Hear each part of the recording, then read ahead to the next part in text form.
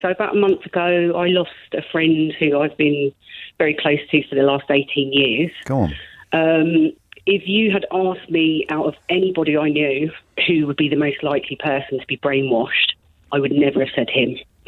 I know about Q-Anon. I kind of had a bit of knowledge about them before all this happened.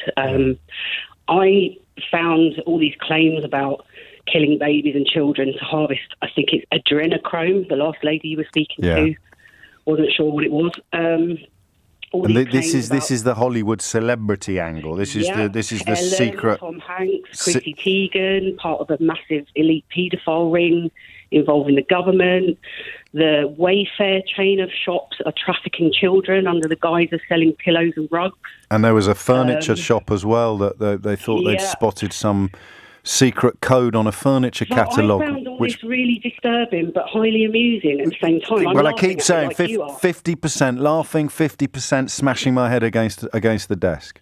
Right, so, all this, we're about to enter 10 days of darkness. The internet's going to shut down when Donald Trump tweets the storm is upon us. He's going to direct the arrest of thousands of elite figures. So I obviously know that they're just nothing more than these alt-right sheep, deluded, brainwashed cult members. Of course. But what's really sad is that they've managed to red pill my friend into believing all this propaganda. What? How? And what's really interesting is that he would have been at the bottom of your personal list of people who might fall for it. So what do you think has happened, Emma? Okay. If you ask me what's happened, in my opinion, it's because we have had however many months of being locked down at home, everybody's accessed the internet a lot more. I think it's also him signing up to the ideology because he's really lost at the moment without a job to fill his time. There's an element of him being abused as a child, and I think this is kind of revenge or wanting to revenge his abuser. But I think groups like this make people feel important and they give you a sense of belonging, like a street gang, maybe. Sort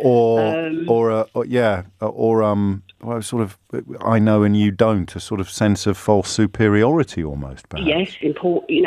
But when they're going on these chat rooms and threads and they're commenting or sharing videos or sharing information, they're being kind of bigged up and and you get dopamine from the likes, so it almost becomes a self-fulfilling prophecy, doesn't it? I mean, this is weirdly. He's a someone in these Facebook groups and chat forums. Bingo. He's actually ended his 10-year relationship with his boyfriend and stopped speaking to his brother because they both challenged his belief system. And then you boast about that, and that gets you more kudos because you say, "I'm so committed to the cause. I've sacrificed my relationship and my own brother," and people go, "Whoa." WhatsApp. I'm willing to end hundreds more friendships if this is what it takes. But the most upsetting thing for me, before I approached him, I looked up how to deal with a friend who's been brainwashed. Okay. There's lots of articles online, there's lots of YouTube videos. Right. And it warns you that the person will lash out if they feel challenged. Yes. Because they're in the mode of trying to protect the group or the perpetrator of their brainwashing. And he did all of that, and I expected that. Right. He attacked me as a mode of defence. So what he did was he turned it around and he started to assassinate my character, brought up some really petty stuff from the past. And then he ended this rant by saying, like I said, he's prepared to lose hundreds more people because he's made new, stronger connections in his new community, that I no longer offer anything of value to his life and that I'm dead wood. But the crazy thing is, James, I would forgive and forget if he realised in a few months' time that this has all been a waste of his time. That's not crazy. That's not crazy. That's being a friend.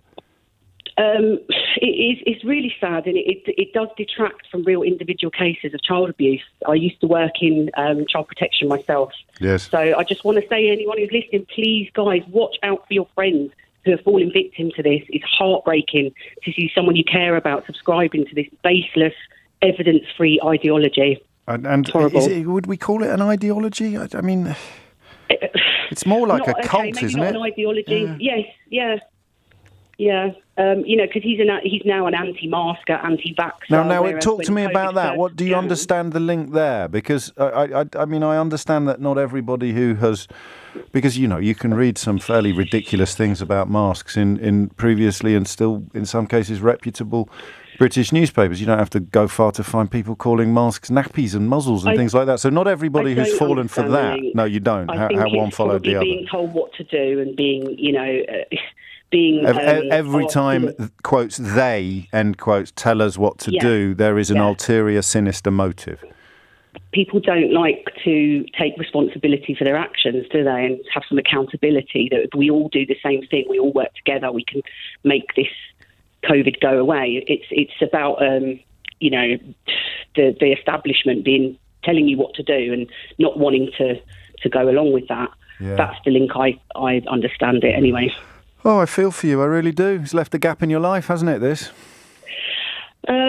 Yes and no. I believe the people that are meant to be in your life are going to be in it. And, I'm a big believer in fate. And if someone's not meant to be in your life, something will happen to remove them. And this is obviously it. Well, that's a very I like that attitude. Very philosophical, fatalistic. But of course, I'm sure that you wouldn't have looked up how to help that person unless you had wanted to. And unfortunately, none of us have yet found the tools that might have done.